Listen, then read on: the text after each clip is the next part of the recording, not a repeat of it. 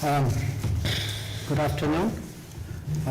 Let me begin by saying that it is a pleasure to be back in Moscow, and I thank you, Minister Lavrov, for your warm hospitality and the substantive discussions that we have just concluded.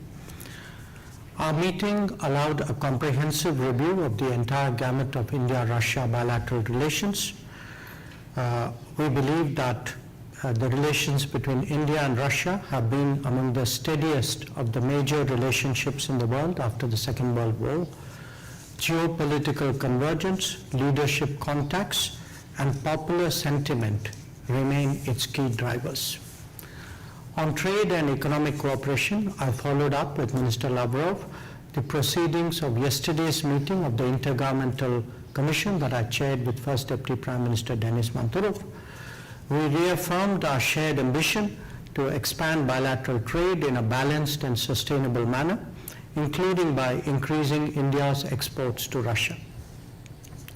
This requires swiftly addressing non-tariff barriers and regulatory impediments, enhancing Indian exports to Russia and sectors like pharmaceuticals, agriculture, and textiles will certainly help to correct the current imbalance. Steps to ensure long-term supply of fertilizers was also taken up.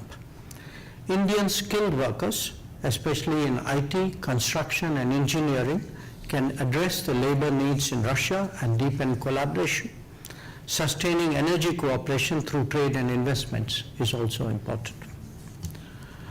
We also spoke about connectivity initiatives, including the International North-South Transport Corridor, the Chennai-Vladivostok Eastern Maritime Corridor, and cooperation in the Northern Sea Route. These corridors promise to deepen economic linkages, reduce transit times, and expand trade access between Eurasia, across Eurasia and beyond. Our defense and military technical cooperation also remains robust.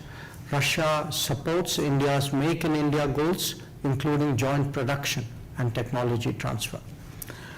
The opening of two new Indian consulates in Kazan and Yekaterinburg need to be fast-tracked. That was also a subject of our conversation today. These consulates will further deepen our regional outreach and enhance trade and people-to-people ties. I took up the issue of Indians serving in the Russian army. While many have been released, there are still some pending cases with some missing persons. We hope that the Russian side would expeditiously resolve these matters. On global and multilateral cooperation, we reaffirmed our shared commitment to reform of global governance. We underlined the imperative to expand and energize the UN Security Council to reflect contemporary realities. Our collaboration in the G20, BRICS, and SCO remains deep-rooted and forward-looking. On regional issues, we discussed developments in Ukraine, West Asia, Middle East, Afghanistan. And I want to say that India's approach continues to emphasize dialogue and diplomacy as essential to resolving differences. On terrorism, we resolved to fight jointly against all forms and manifestations of terrorism. I conveyed India's strong resolve to adopt a zero-tolerance policy against terrorism and our sovereign right to defend our citizens against cross-border terrorism. I also invited the Minister to pay a visit to India to continue our dialogue. In conclusion, let me thank him and his colleagues for an open and productive exchange of views. We look forward to nurturing this relationship further in the very spirit that has underpinned it for decades. Thank you. For the distinguished Minister Jaishankar, the White House advisor for Trade and Economy, Peter Navarro, recently said that India is supposed to behave differently and that India's purchases of Russian oil are financing the conflict in Ukraine. In your view, what is Washington trying to achieve through such statements?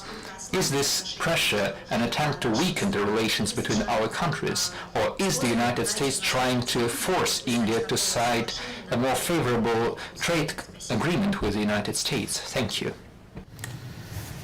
Well, I don't want to comment on a person, but let me comment on the subject. We are not the biggest purchasers of Russian oil, that is China. We are not the biggest purchasers of Russian LNG. I'm not sure, but I think that is the European Union. We are not the country which has the biggest trade surge with Russia after 2022. I think there are some countries to the south. We are a country where actually the Americans said for the last few years that we should do everything to stabilize the world energy markets, including buying oil from Russia. Incidentally, we also buy oil from America, and that amount has been increasing.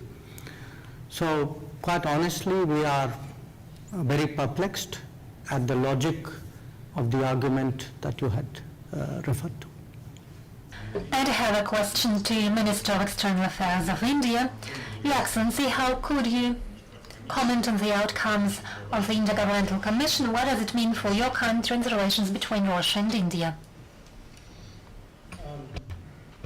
As Minister Lavrov also informed you, we are preparing for the annual summit between President Putin and Prime Minister Modi at the end of this year.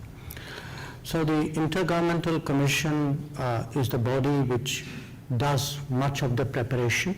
Of course, we do the political consultations and the bilateral relation review with Mr. Lavrov as well. So I think these two meetings today with him and with Mr. Manturov have been very useful in terms of taking practical cooperation in different fields. I would particularly mention trade, investment. We signed the terms of reference for the India-Eurasian Economic Union FTA. We hope to commence negotiations very soon.